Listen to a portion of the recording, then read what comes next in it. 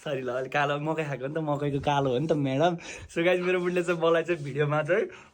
जस्तो केटी भेटे पनि तपाईँलाई नरो इडिट गरी भेटे हुन्छ भनेको मैले त्यो केटीको फोटो पठाएको छु प्लिज हेरिदेऊ एकचोटि हेर्नु त गाइज मैले फोटो पठाएको छु है मेरो एउटा भिडियो आज भर्खर हालेको रिसेन्टली ल हेर नि टिकटकमा हेर हेर कस्तो राम्रो रिप्लाई दिएको छ तिम्रो सो गाइज मेरो बुढीको यति राम्रो रिप्लाई दिएको छु मैले होइन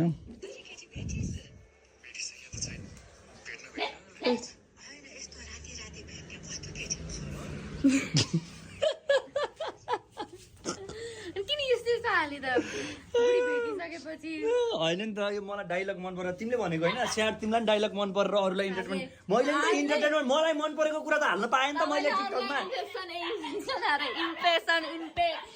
मलाई इम्प्रेस बनाऊँ भनेको क्या ए बुढी